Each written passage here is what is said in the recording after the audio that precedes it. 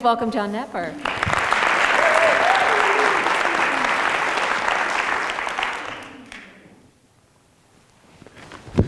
I was assaulted by the pungent smell of teenage boy sweat lingering in the air as I walked into the gym for a karate workout. That bad smell was going to be the least of my worries for the next hour. After a brief warm-up, Sensei Rick said pick a partner for sparring. Now I chose Sensei Rick because I was training for my black belt. I needed to challenge myself.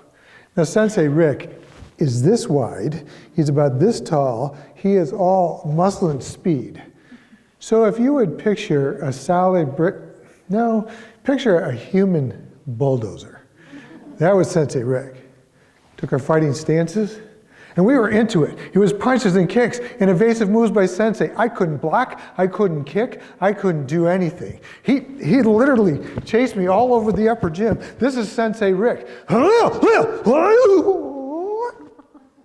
Me. He goes, stop, come. What's going on with you? I don't know, Sensei, I can't seem to do anything right. You're in your head, you're thinking too much. You need to give me the fight of your life. You need to react and respond and stop seeing the color of my belt. I'm thinking, your belt is black. You are a very big man. You are a very big black belt. Pep talk over. We were at it again. It was point sensei, nada, nothing, zilch for me. I stepped forward for one final attack. He swept my leg out from under me, and down I went onto the floor. And then the human bulldozer leaped in the air right above me. And I remembered a science lesson that said, what goes up?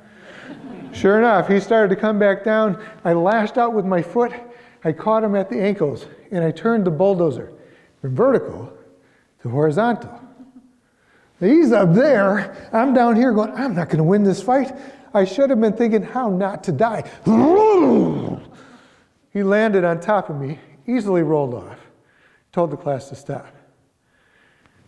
As I was getting up, I did a quick body check. I was still breathing. No broken bones. Pride hurt. I noticed that the rest of the class had gathered around to watch the rest of that match. I heard one student say, why didn't you just roll out? Sensei Rick stepped in. Did you hear that? Why didn't you just roll out? You think you were fighting me. You were fighting your own self-doubt. Self-doubt won again. You need to move out of your own way to be successful. He joined the rest of the class. Move out of my own way to be successful. Great, I've battled self-doubt in my personal life, my professional life. Here is another arena where self-doubt was victorious. Do you struggle with self-doubt?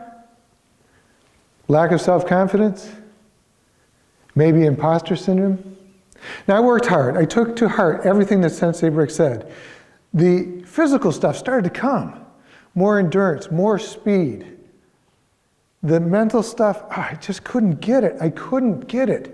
Every time I would try something, self-doubt would come up automatically. It was an automatic response. And when I realized I couldn't do anything about that automatic response, but I could make a different choice and think differently and take different actions, that's when things started to change. That was when my perspective changed. So now I had mental balance and physical balance. So most of us don't have this bulldozer hanging up here waiting to crush us into the mat, but we do often carry this burden of self-doubt. Could it be that your self-doubt is an automatic response and that you can choose different actions, different thoughts, different words, so that you can roll out to find out how to move out of your own way to be successful?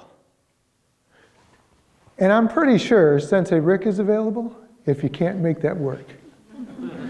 Oh, by the way, 6 months later, I became a black belt.